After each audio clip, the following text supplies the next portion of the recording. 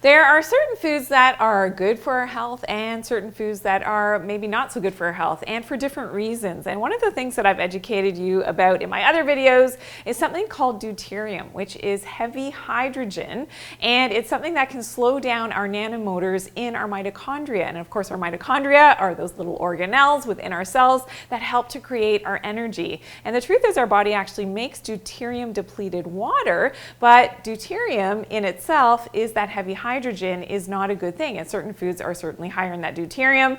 And these foods, if you're over consuming them, if you don't have a natural sunlight on your skin to actually deplete that deuterium and for your mitochondria to make that deuterium depleted water internally, you could start lacking energy, you could start gaining weight, you could feel unwell, and of course it can lead to a whole host of mitochondrial diseases, cancer being one of them. So really limiting our deuterium, eating the right foods in the right season, under the right temperatures and sunlight is going to make a big difference.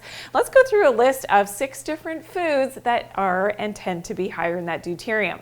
Okay, number 6 on my list is oats. Now, you may have heard me talk about oats before. Not my favorite food, especially if they are not organic oats. The reason being is that glyphosate toxicity is one of these things that I've talked about in other videos, but oats also do have that deuterium at 141 parts per million, so it is a substantial amount of deuterium. Okay, number 5 on my list is potatoes. Now, in the back of your mind, I want you to try to think of what number 1 is on my list. Okay, number 5, potatoes at 143 parts per million of that deuterium. So this is often why a lot of people sometimes don't do well on a higher carbohydrate diet, because they think it's the carbohydrates, but is it actually a deuterium problem that's causing your gas and bloating and maybe, lack of energy, and of course those sugar spikes. This will also have an effect on your leptin resistance, your insulin resistance, too much of that deuterium.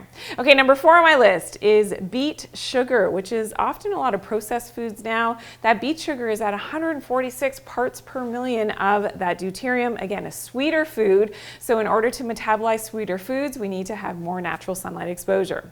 Okay, number 3 on my list is wheat flour, weighing in at 150 parts per million of that deuterium. And again, a lot of people have what is seemingly, a wheat sensitivity, a gluten sensitivity. Well, is it a gluten problem or is it a deuterium problem? We also know that wheat is notorious for having that glyphosate issue as well. So you have to ask yourself, okay, what is the big problem with wheat, especially if it's not organic and typically grown in North America? It's going to have some of these problems with deuterium and the glyphosate. Okay, number 2 on my list is corn at 155 parts per million of that deuterium. Again, not one of my favorite foods, especially if it's not organic. It's something that you have to sort of think twice about when you are eating corn, or it could be popcorn, corn flour, it could be any type of corn product. It is now hidden in a lot of different foods, especially corn oil and of course high fructose corn syrup, which seems to be snuck into every processed food, especially if it's sweet, that's out there. Okay, and number 1 on my list, did you guess what it is?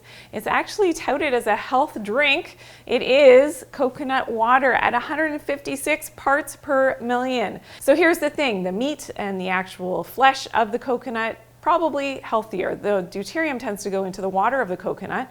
Maybe not the healthiest thing to be drinking, especially if you don't live at the tropics where the coconuts grow.